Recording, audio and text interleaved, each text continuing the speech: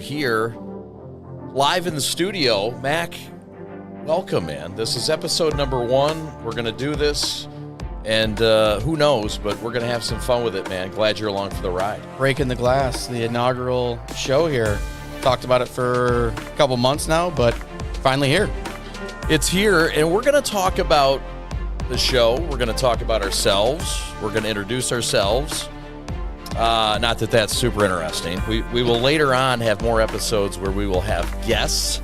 In fact, every week we will have guests. But this week, no guests because we're your guests, and we want to get to know you.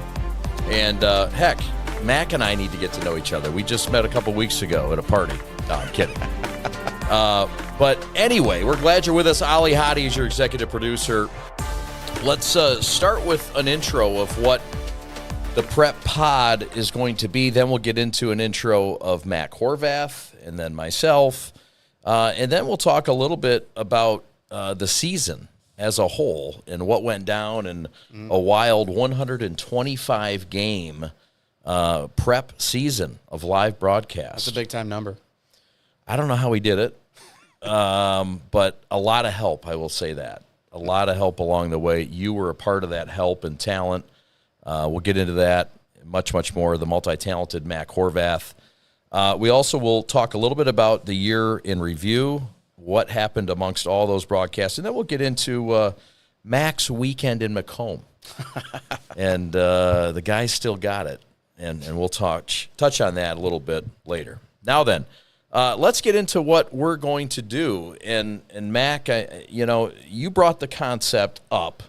Yeah. I thought it was cool. And so, I mean, you give us kind of an overview of what your image or snapshot of what the Prep Pod is and what it might become. Yeah, I mean, it's great to have the opportunities to showcase the local talent that we have in the area or in the high school game, not just locally but throughout the state, with athletes and coaches and people that maybe are still a part of high school athletics or people that went on to bigger and better things that could share their experience about high school athletics. So, there's a couple outlets out there now that showcase the high school level, but the more the better. I mean, it's a cool experience. When I was coaching, we had a game on the Prep, and it was awesome. So the more of this that's out there, the greater experience that the high school kids are going to have. And, I mean, at the end of the day, that's what it's about, giving great experiences, memorable experiences to the high school athletes. And I think the Prep and the show can only build and, glorify those guys a little bit more. Yeah, well said. And the vision is to kind of be an extension of what the Prep is and glorify these coaches, players, perhaps influencers in the industry. And not just high school sports. Obviously, we're I like to say about 70% high school, but emerging into other things, and we'll emerge into other topics as well. Of course, we have the Motor City Cruise, the NBA's affiliate of the Detroit Pistons. We've done some games with Wayne State, Division II level, and some other levels as well. So, anyway, with that, I guess we'll just have a multitude of things to talk about, but we'll talk a lot of high school. We'll talk to coaches, talk to players, and give some good insight the best we can. Yeah, you brought up the idea, of bringing in the players, which, that hadn't really crossed my mind, which I think is just a great idea because, that's something. This area is full of talent. We just ended a baseball season, and the baseball talent around here is a lot more than I remember we had when I played. Oh, man. There's a lot of top talent, a lot of kids going to some big-time schools, and, it'd be really great to showcase them. And even some of the ones that were previously playing high school sports, in the past year or so here, where they're at, what's going on with them. I definitely think it's interesting to people in the area. No doubt. With that, this is sponsored by Mac's company, Mitten Mortgage. I want to call it Mac Mortgage. It really is, but we want to thank our sponsor, Mitten Mortgage. And, Mac, tell us how folks can get involved with Mitten Mortgage. Yeah, so we got Mitten Mortgage Lending. We're a broker, which brokers have the ability to have a variety of products for clients when they are shopping for a mortgage. So, you go to your retail bank and it's kind of cut and dry with what they got. When you work with a broker like myself and my team at Mitten Mortgage Lending and the team that we have, you get all the products that are available through all the different banks that we partner with. Also working with a broker the average they say now is saving $9,400 per loan as opposed to your retail bank, which a lot of people go that retail route, and the broker channel is getting bigger and bigger and bigger because people are becoming more knowledgeable about it and the savings that they have. Big program right now, 1% down for a conventional loan. Wow. Definitely helping a lot of people out there get offers accepted, keep their costs down at closing. So, yeah, reach out, 313-477-1965. That's my cell. You can reach me.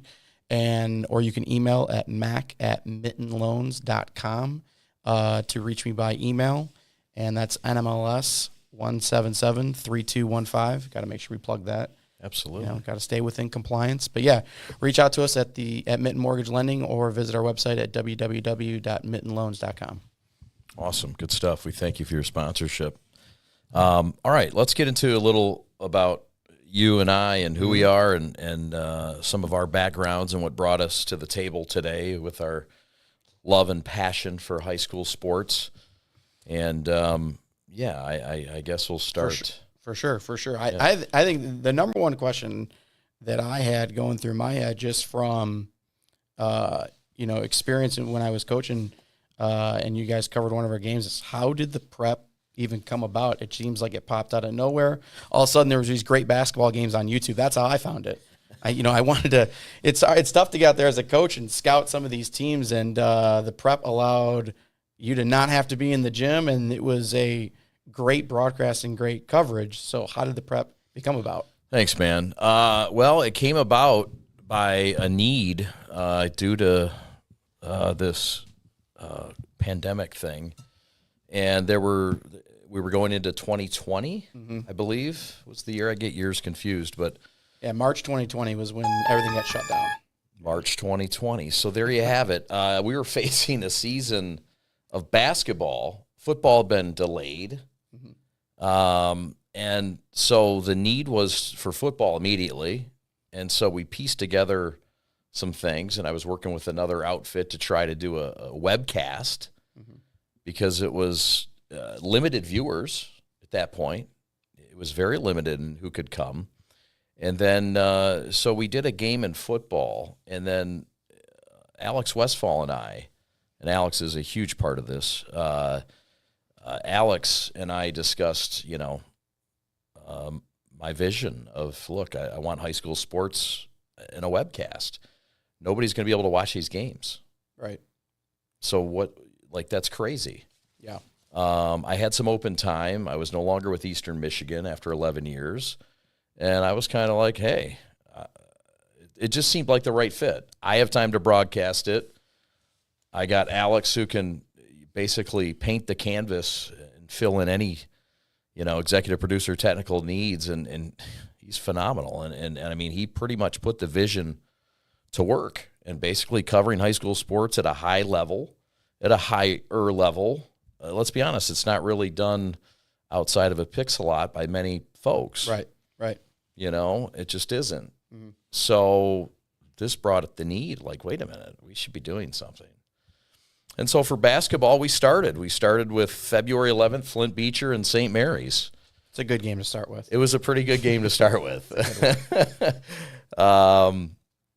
And St. Mary's was good enough to have us, and Todd Covert, shout out Todd, thought it was a great idea.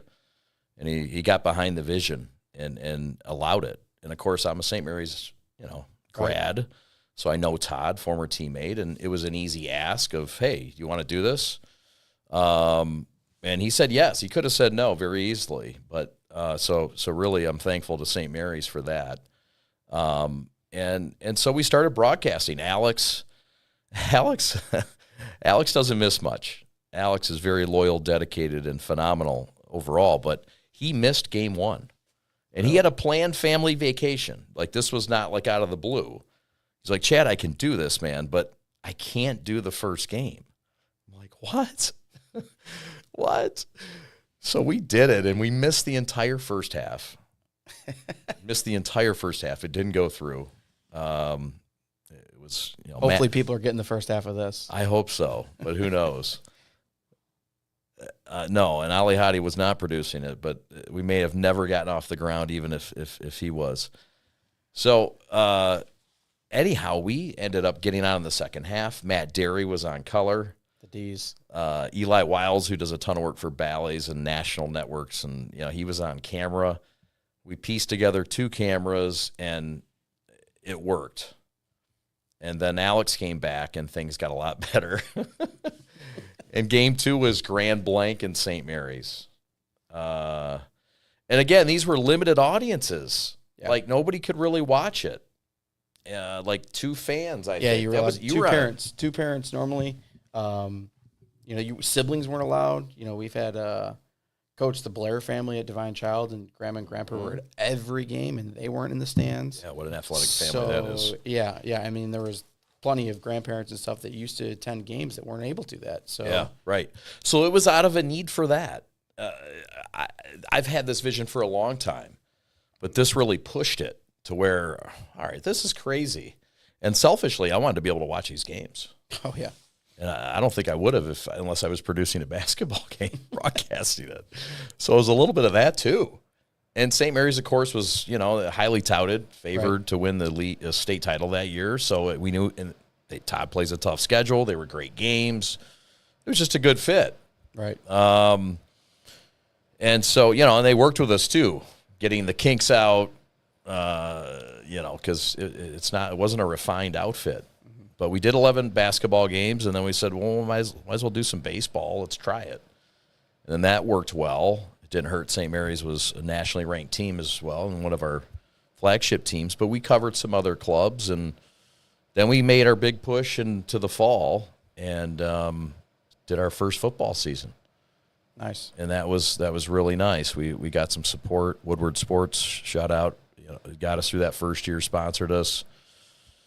And, yeah, we were kind of off and running from there. We've just grown it. But Alex has been the key component, obviously, and several others. Matt Derry, a lot of folks from day one that really believed, invested, many more.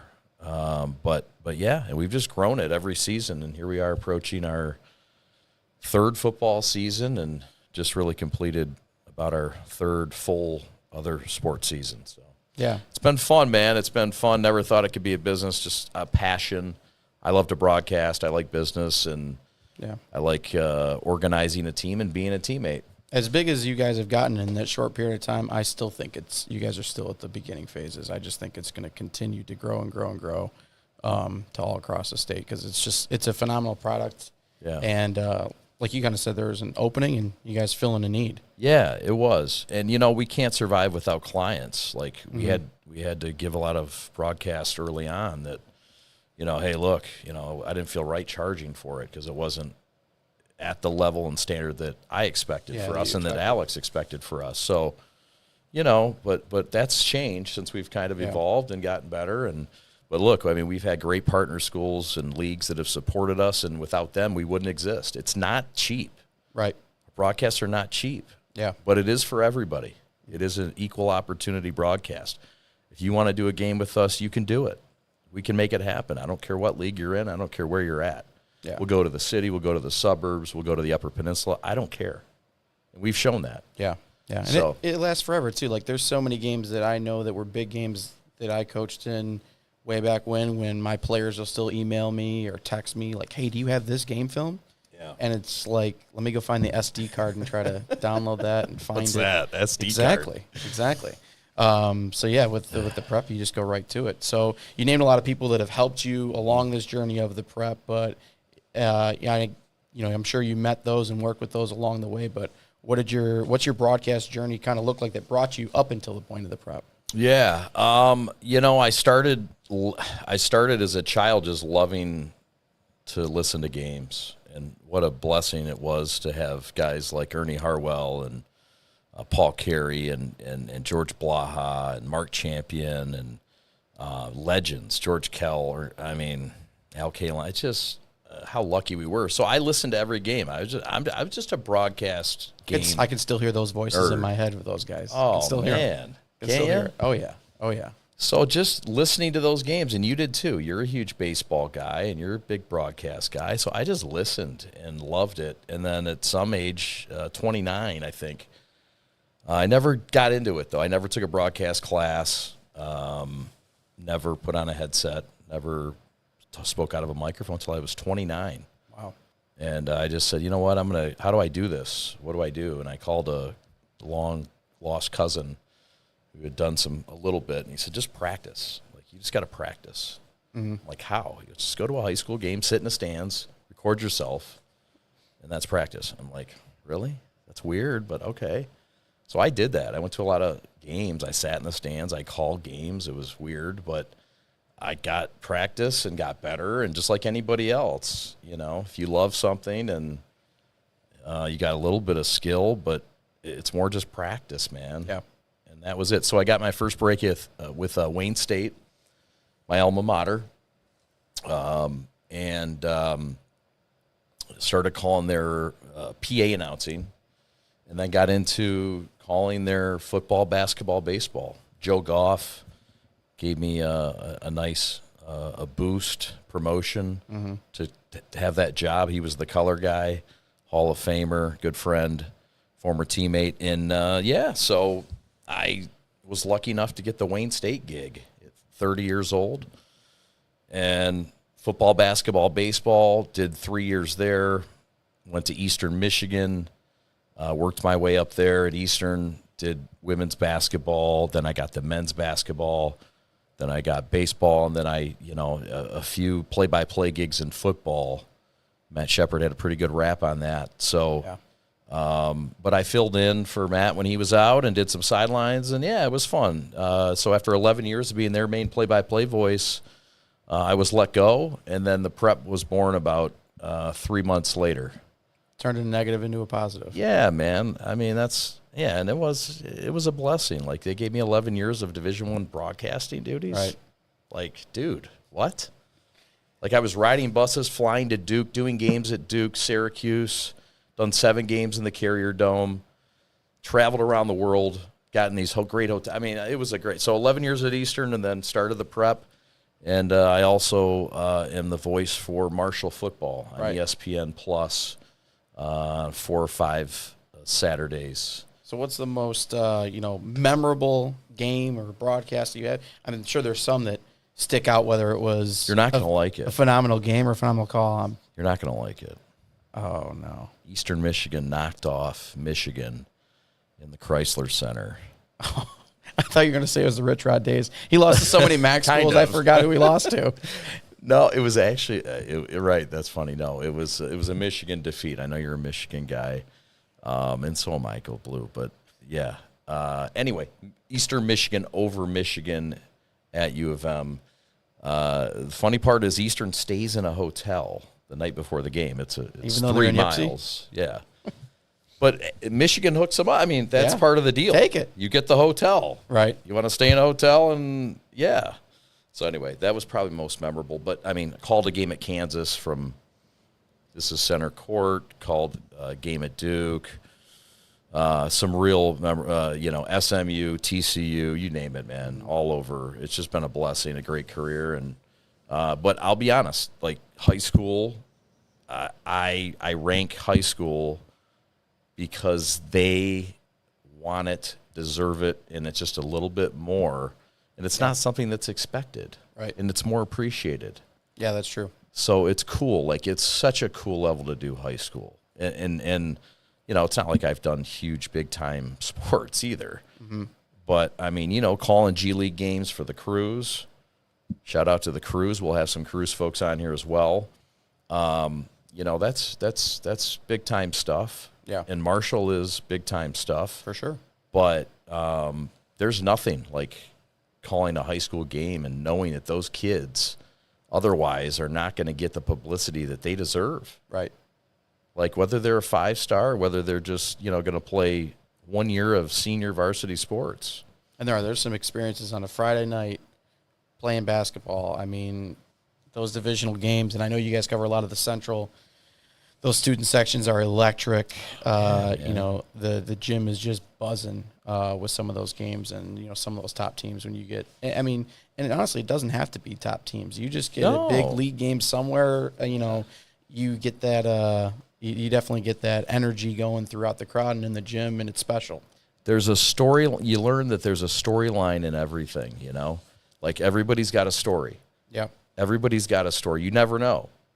I mean, there's stories that pop all the time. Like we did a game, Hazel Park against Orchard Lake St. Mary's baseball, year one. And, St. Mary's was nationally ranked. Hazel Park was, I think they had 3, 4, 5 wins in the year. Could have been a bigger mismatch. But, one of the kids for Hazel Park, or maybe it was, I think it was Hazel Park, I apologize, but his dad passed away like 2 days before the game. And I learned of that through a conversation on the phone with the head coach. Yeah. And he spoke about it, and I spoke about it on the air because I thought it should be something, And to have and to have that kid email me 2 days ago and say, "Hey, man, I never thanked you for that. I never thanked you. I'm sorry, but I really appreciate what you did." Wow. I mean, that was like, that's stuff that you just can't get anywhere. Drives you to do more too. It does. It reminds me. There was a time, I think the first time I ever actually broadcasted. So anyhow, that's enough about me. Yeah.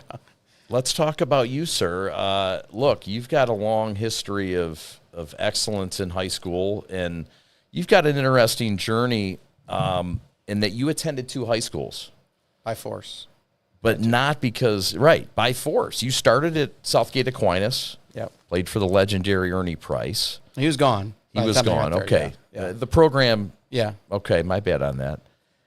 But you were a guy that was forced to transfer out because Aquinas closed. Yep. And you finished at Cabrini. Mm-hmm. And you experienced 2 very good schools, but different schools. And start with your high school journey. I mean, you did golf, basketball, baseball. You experienced it all. Tell us about how you managed that as a young, adolescent. Yeah, the closing of Aquinas was tough because I grew up in that gym. I grew up at Coach Price's practices, which drove me to want to be a coach. My brother won baseball and basketball state championships there in '98. Wow. So I was really immersed in the school, and then it's my turn to go through that high school experience. And, I mean, I don't want to say when school started, they announced it was going to close very, very early in the fall season.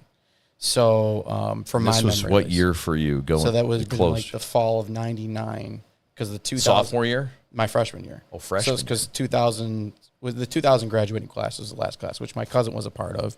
So my cousin was going through everything, and I played football in middle school and stuff. Played, believe it or not, linebacker and quarterback and stuff. Well, I was immersed in sports my entire life. So, but I got to Aquinas and there was no freshman, there was no JV. I was not very big, and was a pretty good golfer. And my cousin was the quarterback, and he said, "Don't come here and get beat up all fall." He's like, "Go play golf for free." And I'm like, "Yeah, that's a good idea." I'm like, "I'm not going to see the field for football, and plus it's a Catholic school, so sure. we're playing games on Saturdays, and I know my Saturdays I want to be in Ann Arbor watching Michigan." So I'm like, "All right, I'll play golf. I'll just do it for a year." Right. And no, I just kept doing it because when I went over to Cabrini, we had a pretty good team. We went to the final, or we went to the state tournament, qualified for it junior and senior year. Nice. And shout out Monarchs. Yeah, and the same thing. They were still playing football on Saturdays, which I still didn't want to do. So that's that ended up being I guess a positive. The fact that there wasn't a freshman in JV that pushed me to play golf instead. And then I still got I was the type of person. What season is it? Because that's what I'm playing. Like I might have had 1 week off season for the entire year. Because that golf rolled right into basketball, right. Basketball rolled right into baseball, and then played a lot of travel baseball. And then you get like 1 week in August where you were off, but then it was back on the golf course getting ready for the season. So yeah, that was my journey. We had some good teams at Cabrini. Baseball team was a real good senior year. Lost in quarterfinals. We were ranked number 1 most of the season, but yeah, and from there went on and knew I wanted to coach immediately. While I was in high school, knew I wanted to coach. So you go up to Mount Pleasant, fire up chips. Yeah, fire up chips. We both ended up in Mount Pleasant. Yeah. At Central Michigan, a place both my parents grew up. I know that town very well. I've known it since I was very young. What a great town. And you get involved in coaching right away. Yeah. As a student at Central, you knew it and you went after it. And you coached at a very strong program in the state of Michigan at Mount Pleasant High School. Yeah. So I got it to Central, and, I worked at camp. I worked 2 camps that summer, one at Central and one at Michigan State, which basically was put together by Mark Montgomery, who is now back at Aquinas, State. yeah. Yep, Aquinas grad. CMU. Yep. Yeah, I was at CMU before that, and before he went to State. But, Mark knew the Mount Pleasant coach and said, hey, there's a kid that goes to CMU that wants to coach. And I knew at that time, too, like, if you want to be in, because everyone, at that age, you have the dream to coach in college. And I knew the kind of the route to go was the manager route, like go be the manager on the team. And I don't know, I just wanted to get in the mix faster. I was impatient, wanted to get in the mix faster. So went to Mount Pleasant and was an assistant there for 2 years. Was it Eppel? Was Eppel the coach there? Sorry. This is going to be bad. I don't even remember the head coach's name. I remember Taylor was the JV coach because he took over after that. Okay. But yeah, I care about Sacred Heart anyway, more than Mount Pleasant. So if it was Sacred Heart's coach now, it'd be different. But yeah, so I did, then finished up my time at Central and got home, and it was started coaching a little bit of baseball, a little bit of something, whatever I could coach. Yeah. Which, the sports obviously are important, but building those relationships with kids is something you don't realize is that important until you start really getting involved with it, and then you realize it's probably the most important thing. Which baseball helped with that, coached some summer baseball, but was always on the hunt for a basketball gig. And once I got a varsity basketball job at Melvindale, I gave up all the baseball stuff. I mean, who likes coaching baseball in the spring? Those outside practices, the weather's so bad. Oh, man. You can only do so much in a gym. You're telling us? Like, we go into 10 and call these games and, 40-mile-an-hour winds. And the final week, it's like, anyway, it's everybody rough. knows. It's but rough. You made a wise decision. Yeah. Stay indoors. Yeah. So, then I got the varsity job at Melvindale, and then it was all basketball after that, coaching-wise.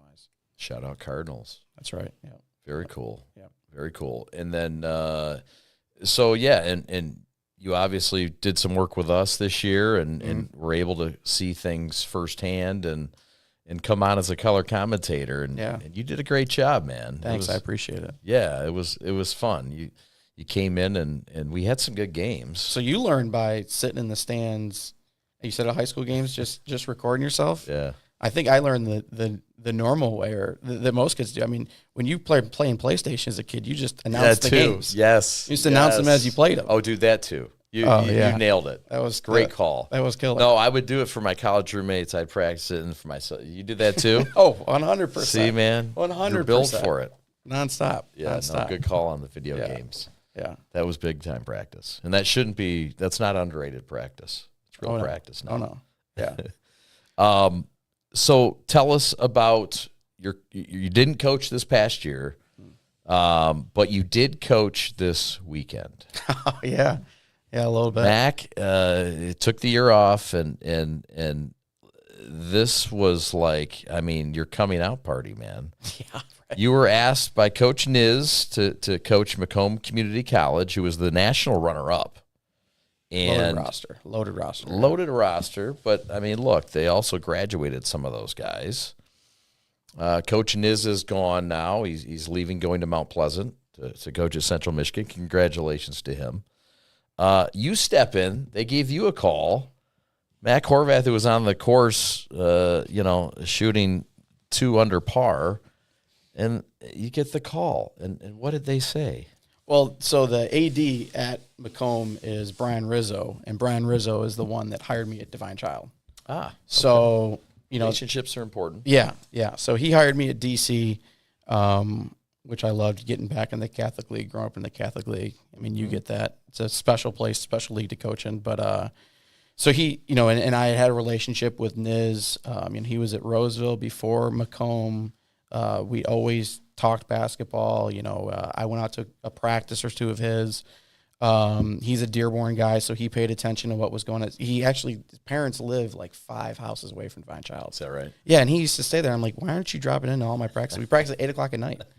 And but yeah, so Niz and I think Brian knew they wanted somebody for this weekend because they had a weekend showcase, and they said, hey, like, these kids deserve this. You know, they're put in kind of a predicament that they had no control over. We want to make sure they still get this experience, still get this exposure.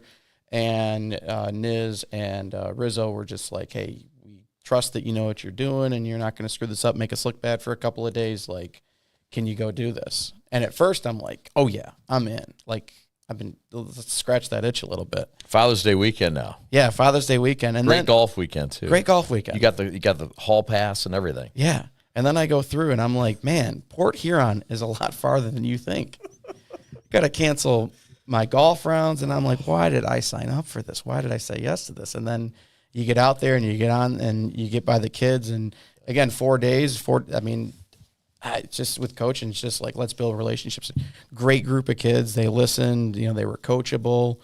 And I was telling, you know, I'm not going to get in anyone's face. I'm a rent-a-coach. I'm not going to write somebody off. Rent-a-coach. So no, but we had a fun weekend. Great. But yeah, there's some top-notch JUCO talent. I mean, a lot of those JUCO guys are guys that, you know, they suffered or they felt the hands of the COVID. Yeah. With extra years being handed out, you know, the transfer portal. Changed. Oh yeah, things have changed a lot in, you know, 6-7 years from what JUCO used to be, especially at that level. And like I said, that roster's loaded with a lot of Division I talent that 10 years ago would have just been already there. Right.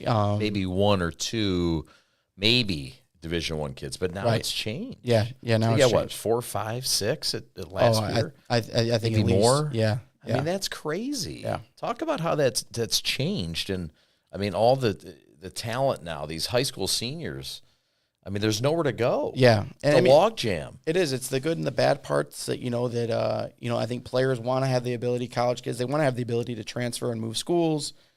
But I think this is the negative side that you see of it is, well, that's what college coaches are going to focus on. Yeah. I mean, I think there is some college coaches that have openly admitted, like, we're going to recruit JUCO and transfers and be in the portal more than we're going to go recruit high school kids. Yeah. And again, it's good for the kids that are in college, but you know, it's helped JUCO, that's for sure. It's helped JUCO. I mean, there's some big time talent there that, like we said, would have been at other places already. So it's definitely a change that the game's adjusted to, the college game's adjusted to. It's also helped your coaching record. Yeah. Congratulations, another 5-0 run. I'm definitely not a coach that counts summer games. Definitely not. Oh, it's awesome. Well, that's good stuff. We want to tell you a little bit about the PreP and how you can get involved and get your games on the air. We've talked a lot about the games that we had, 125 this past year, 100 high school, 25 G League games. We're taking folks right now. We're taking customers. We're taking games and weekends, football, soccer, girls volleyball. We got a really busy fall, and we're looking to get real busy, like double book Fridays, do Saturdays. Like, it's going to get crazy. So we've had a lot of requests, and we'd like folks to take advantage of that. If you like a game, if you do want to do a broadcast and either have the school or sponsor businesses, booster clubs, it can be a combination of things. Get at us. Info@theprepsports.com. That's info@theprepsports.com. We've got season packages we can talk about. We've got individual games. A lot of opportunity right now. Yeah, it's I mean, like I said, it's a great thing you guys do, and you guys are just getting bigger and bigger. I mean, what is the limit? Like, can you guys do 3 Friday games on one day for football, or is it I think we can do 2. I think 2 probably on the same night right now is probably in our best interest, our bandwidth, if you will. And that's kind of expanding it. Football's a little bit a bigger animal. Yeah. Another camera, sideline reporter, it just there's more complexity to it, and that's why the price is a little bit higher for football than the other sports. But I think 2 a night is something that we're really working hard to do. Is that the biggest thing you see that people kind of don't realize is the different sports require more?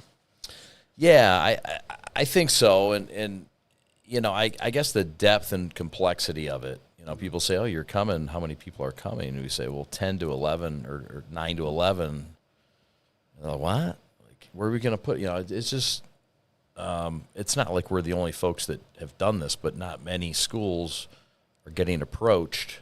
You know, a lot of the schools that were getting opportunities were, you know, national or state best game of the week. Yeah. We're shooting for that too, and we'll have that. But you know, we want to do everybody. Yeah. But we can't do everybody on a Friday night, so we got to make decisions. But yeah, anyway, we got a fall that we're booking right now. Info at theprepsports.com if you'd like to book your game now for the fall. Football, soccer, volleyball, we're booking right now. So that is that portion of things.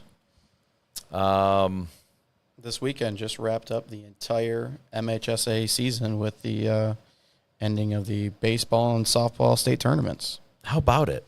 In a wild spring season for baseball with so many upsets early, like big teams going down quick. Yeah.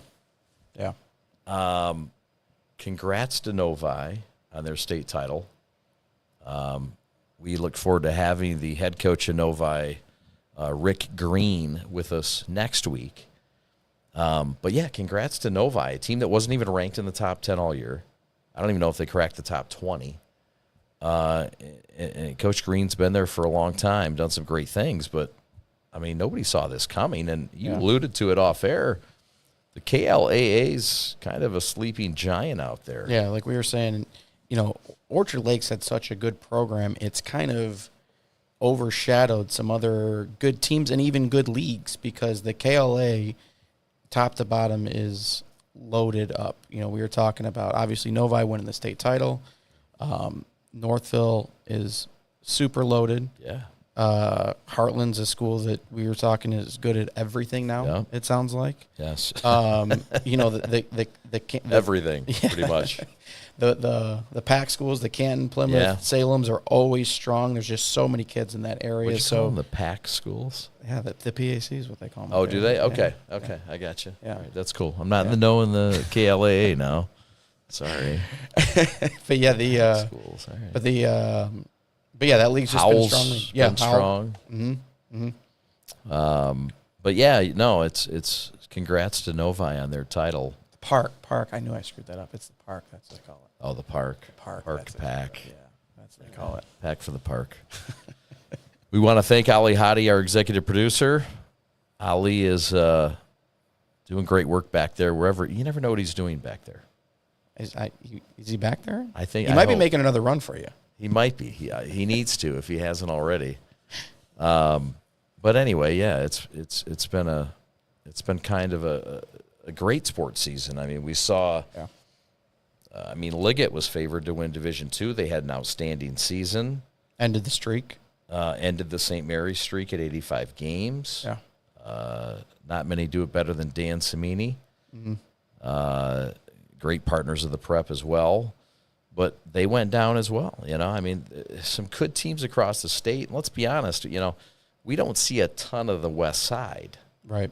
And that's something that we're looking to change a little bit. And last year we went out to the tournament, Mike Thomas's tournament out there, and had a chance to see some more teams from the West Side of the state. And we'll do more next year. But, yeah, man, it's great teams everywhere. Yeah.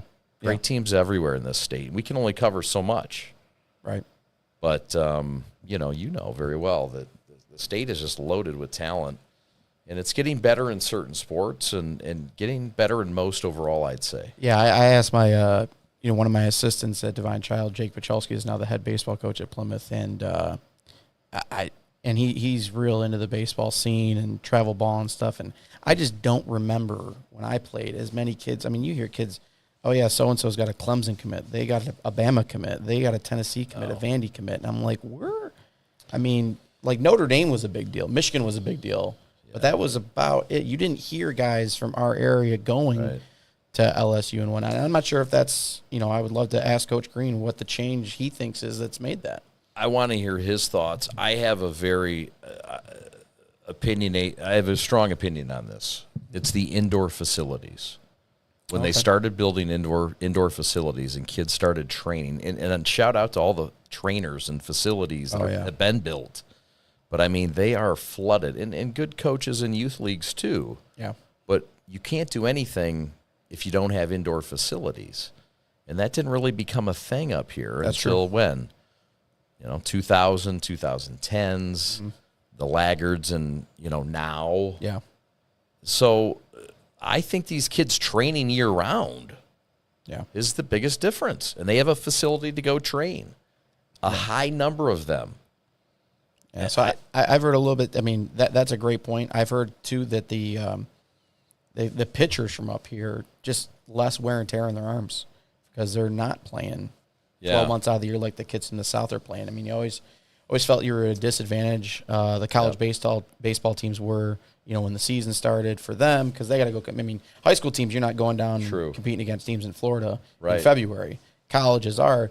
But I always felt when those schools went down there in February as opposed to went down there in May, those are two different teams that are going down there basically. So that's right. I mean, but like you said, the indoor thing is definitely something that's probably pushed that envelope. Yeah, and credit to the coaches in the state and the trainers and whatnot, but I think the indoor opportunities have really changed the game and how to utilize those facilities. Yeah. Utilize them with the right trainers and the right drills and so on and so forth. I don't know. That's just my theory. What do I know, man? I can barely get a podcast, show up on time for my podcast. Hey, you see more high school. You see more high school sports than probably anybody. Yes. Nice touch, Ollie. Yeah, I think we do. We try to.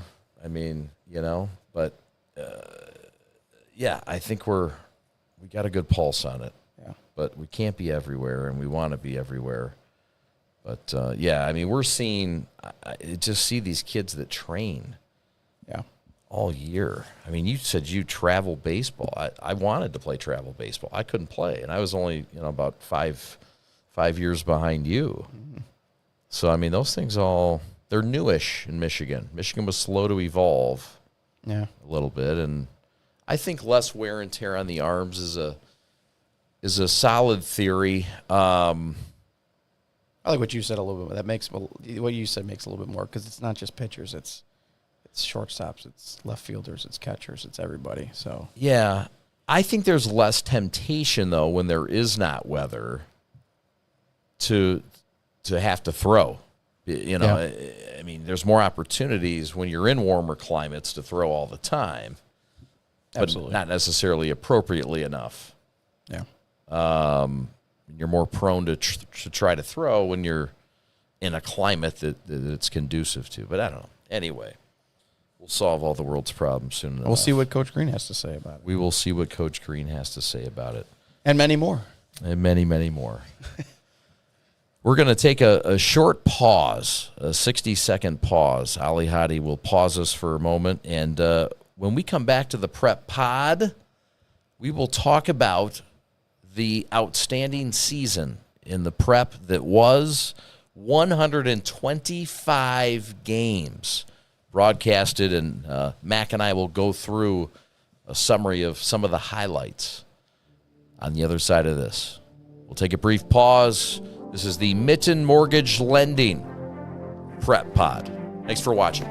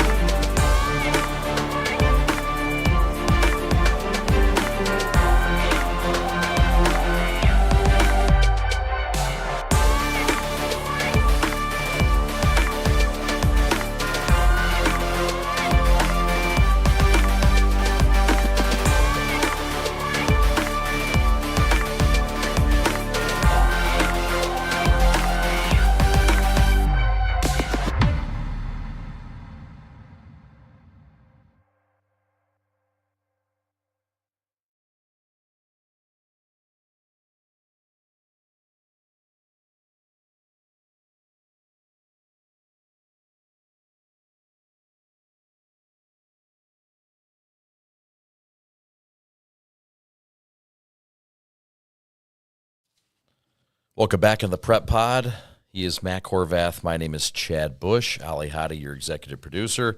Glad you're with us on our first episode ever. And we look for many, many more. We'll have guests. We'll have coaches. We'll have players and influencers alike. But our primary focus will be high school sports. That's our coverage. Mac has a great pulse on high school sports, especially in the area. And so between he and I and our guests that come in, we'll try to encompass everything. This week's kind of a general overview of everything, kind of what the show's about, what we're about, and kind of a preview as well of what we're going to have moving forward every Monday. And, of course, we'll be on YouTube, so you can watch when you wish, but live on Mondays 5 to 6. So we told you we were grateful enough to do 125 broadcasts, and we started back in late August and just ended on Saturday. We've had about a week off. A long season. It's a really long season. It's fun. Like, you can't do this if you don't love it, because it's just, and nobody knows that more than Alex Westfall and Ali as well. Ali has been a part of our team on the Prep broadcast production team also, but I mean, it is a grind. Mm-hmm. But when you love it and it's fun and you're doing it for the greater good. And listen, we love doing it. But I was say, you get the exciting parts. Like, there's no practice. Yeah. You got to get through. You don't have a week between games. You get the entree right away. Yeah, no, and that's kind of like how the season was. We got the entree right away in week one. Week one football was at August. I should know the date, but I will say August 23rd. Are you guys down at Wayne State for all those games?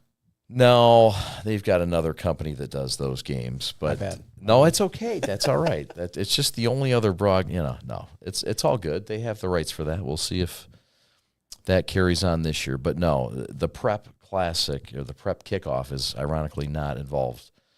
Anything we're involved with. But I think we had the banger of the year in week one. It was a two-part affair. Southfield A&T and Cass Tech. Okay. And one of those games that you just never wanted it to end. And part one was on Friday night.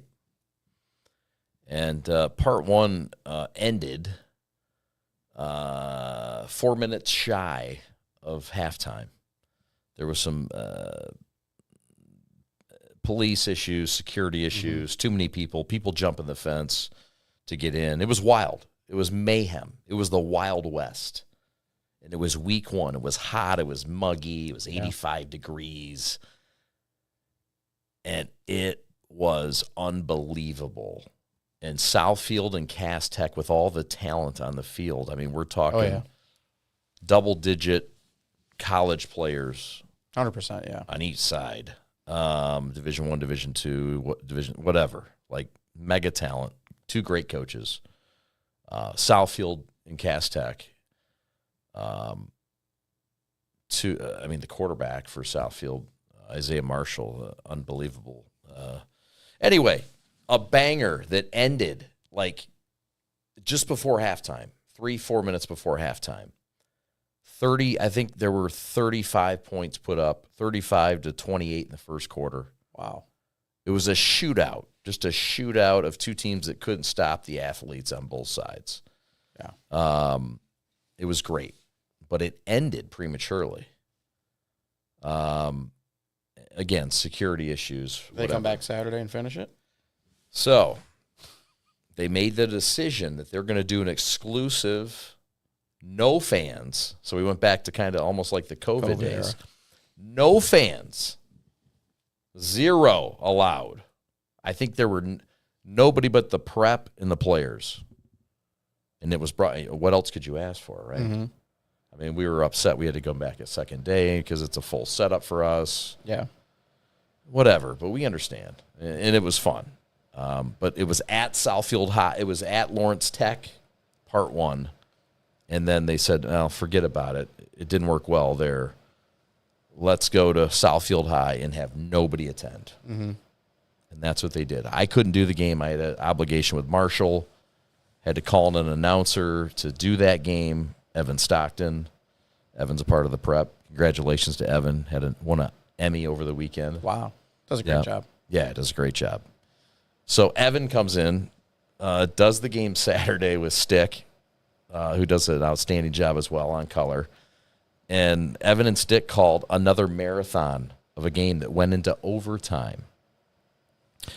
Scoring slowed a little, but it was still, so that was game one, and I can't even remember the score. I think it was like 56-55, somewhere around there. That always happens early in football. No, there's no film. Yeah, right. Yet, right. Not enough. You got a couple scrimmages. No one's showing anything, though, and the offenses just take off at the beginning of the season. Yeah. And then the scouts come, and the weather gets bad, and now it's what was Belleville Cast was like 14-7 or something like that before overtime. It's funny how that changes. Everybody slows down a little bit. Yeah. So that was part one, part two, Cass Tech and Southfield. I think our two highest rated, both of those are in the top 5 of our full year ratings. Yeah. We did some other great games. De La Salle wiped out Muskegon. It was a highly anticipated matchup. That was also at Lawrence Tech the next week. Had a good football season. We did St. Mary's and Cabrini volleyball. Really? That season. Shout out Cabrini, the only broadcast we've ever done for Cabrini. Hopefully that changes. I know you got some. We did St. Mary's and CC. We did King and Cass for the PSL. You have to do King and Cass title. Oh, yeah. No, we have to. Great partnership with the PSL. Shout out to Jay Alexander. We did Wall Lake Western and South Lyon East, and that was a whale of a game, too. Is that a big rivalry game? You know what? It's kind of turning into one, but those two were the top power. Western loaded with the big 3 Division I players last year. One of the best running backs in the country, and Taylor, great quarterback as well. But saw a banger of a game. The South Lyon East quarterback went out, so it changed the game in the second quarter. But anyway, great game. Northville Brighton was another outstanding contest. Came down to a game-winning field goal late. KLAA, as you talked about. Did Detroit Western, Cass Tech, and soccer. Again, we do all sports. Obviously, we're football focused, but we do a lot of other. We want to give all the sports some love. And then we did Belleville and Churchill, and that was one of those that got wiped out quick. Yeah. Yeah, Belleville got ahead real quick and just, That was an unreal roster last year. Oh, yeah, another great roster. We did Southeastern and Central in the PSL undercard title game. We did Renaissance and Cass Tech in volleyball. Cass Tech and Rice in football to close out the year, one of those crossovers. Cass Tech ended up winning that game. King and Rice in the playoffs. That's how we ended our football season. That's a good one to end on. It was. We opened the hockey. We opened the winter with. It was a busy winter, a busy winter. 71 broadcast in the winter season. It must be something about the prep, because I remember one of those early in the year. Kind of same deal. You started UAD Orchard Lake on Friday night. Had to come back with a slippery court and finish it on Saturday. We had part 1, part 2, St. Mary's UAD basketball. You might have a little bit of curse going on. I know. People want to have the prep come show these games. They might not know. They might be showing up on Saturday to finish it. That's right. That's right. And there was some talk about not having fans potentially, I believe, at that game. I can't remember. I want to say, I can't keep it all straight. I don't even want to say, but anyhow. And then we start out the winter season with Brighton St. Mary's hockey. Okay. And started hockey coverage. And we talked about Evan Westfall earlier. How about Ben Holden also on that crew? So Evan and Ben, guys who can both handle play-by-play and color, paired up in our hockey coverage, and it was phenomenal. Hockey's a different play-by-play animal, isn't it? Totally. I can't do it. I don't do it. But it is, it's a different skill set. and Evan and Ben both do it fabulously, and we had a great season. St. Mary's and Brighton kicked it off. And then our basketball, we came right out of the gate. North Farmington, Hamtramck played. We got to see how good North Farmington was at that point. Ferndale, Brother Rice, did some St. Mary's games, PSL tournaments. We did a lot of basketball, as you know. Oh, yeah. You and I did, was it Brother Rice, St. Mary's? Yeah, Brother Rice St. Mary's at St. Mary's. At St. Mary's. We did Grosse Pointe South, I believe. Yep. Grosse Pointe South and Lance Cruz. Mm-hmm. Which was a good game, real good game. It was a great game. And we covered some fabulous games, especially the King and Cass basketball game. Yeah. For the PSL title. And then the banger of it all, I think, was Brother Rice and the only loss of the year for Cass Tech. Operation Friendship, right? Operation Friendship. Yeah. It's a great game. Very underrated, I feel like, Operation Friendship is. It is. It has the chance to be. It is. It's underrated. Kind of like people outside the Catholic, what is that game? I'm like, yeah, and the PSL knows about it too. well, yeah, but yeah. But outside of that, it does get. But usually, I mean, it's created some for real sure. bangers. And it's always played, well, normally at what I think is the best high school venue for basketball in Callahan Hall. I mean, it is. It's venerable. It's always hosted some huge games and huge moments, and some great players. Obviously. No doubt. And so, yeah, I mean, and then we finished the year with St. Mary's, UAD, Troy, North Farmington, St. Mary's, North Farmington. We saw St. Mary's beat Rice in that district, an upset there. Huge upset, yeah. I mean, there were some highly rated games that we saw. We saw some amazing basketball, top to bottom. And we're lucky to call the Central Division. Let's be honest. You got De La Salle, Brother Rice, St. Mary's, Catholic Central, U of D. Yeah. If I missed anybody there, I apologize. But the whole league is stacked, but so is the city with Cass and King. Mm-hmm. And so we're lucky to have this opportunity to do it. But and then baseball spring season was busy as well. 39 spring events, and St. Mary's and Liggett are cornerstones for baseball coverage and partners. The PSL saw some good baseball there. West Bloomfield, and some good girls soccer as well. Liggett, Stony Creek, and then we did Oakland Christian Everest in the playoffs. So yeah, we it's a little more rounded than I think you even give yourself credit for. A lot of maybe covering a lot of leagues, a lot of different sports, touching on it, which again hopefully only grows with this upcoming season. We're trying, man.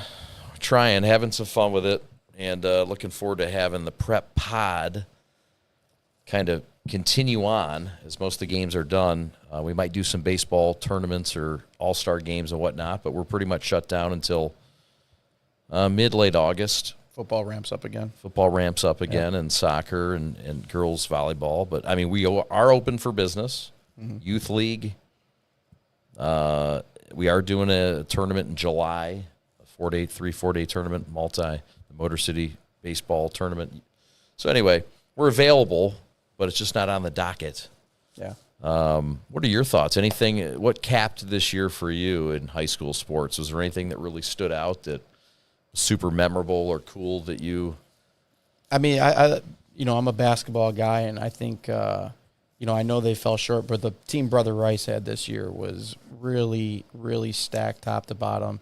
Yeah. You say it's a big upset because they beat Orchard Lake a couple times in the playoffs, but Orchard Lake loaded with talent as well. But Cass winning the state title. I mean, that is their first in school history, which is incredible. It is. A place like Cass Tech, the fact that they never finished the job, and Coach Hall's been there a while, did a tremendous job. Yeah. Got a couple of D4s and was definitely chasing that D1 title, and it was a huge win for the PSL. Had not won in a while either. Long time. Yeah. Southeastern was the last one? Or Western. Detroit Western. Oh, yeah, Detroit Western. Yeah, they did. Yep. But not at the rate that the PSL was winning state titles in the 80s and 90s and early 2000s. But, Cass Tech, shout out to Steve Hall and what they were able to do. And, their only loss was to Brother Rice, and I think that, obviously for both teams it helped them. But Taking that one loss, and as a coach in the regular season when it doesn't eliminate you, Can help. it can help. And I think it really did. Yeah. Not that they had a ton to improve on at Cass Tech, but let's be honest, they weren't getting challenged every game, not their choice per se, like Rice was. Yeah. So I mean, you don't get as better. You don't get as refined. Right. So credit to them for coming through on that. Any last thoughts before we close the chapter on episode 1, week 1? I'm excited for this opportunity here of the Prep Pod, and I'm excited to get some guests in here so we can just let them do the talking. Yeah, man. Yeah. But yeah, I'm really looking forward to this, and I think we get some good guests and get some good feedback and really build towards that fall season of football. And because it's the summer, and you still want to be thinking a little bit about the upcoming season, so hopefully we can provide that. The players are training, the coaches, everybody's getting ready for their fall season right now. And This is your training. this is our training. Our training. Our training. If I'm here and you're here. Doesn't that make it our time? That's true. All right. We want to thank Ali Hadi, your executive producer. We want to thank Matt Horvath. My name is Chad Bush. We are the Prep. This is the Prep Pod, sponsored by Mitten Mortgage Lending. Mitten Mortgage Lending. Get in touch today. Get a refi. Get a mortgage. Get whatever you need. But go see Mac and go see Mitten Mortgage Lending. Find them at... You can email me at mac@mittenloans.com or www.mittenloans.com is the website where you can apply right there. All right. Thank you, sir. We appreciate it. Good work. Week 1 in the books. Yep. Week 1, ready to go for week 2 every Monday at 5. Yes, sir. All right. Enjoy your week. Thanks so much for watching. We're the Prep Pod. My name is Chad Bush for Mac Horvath and Ali Hadi. Have a great night. Thanks for watching. So long.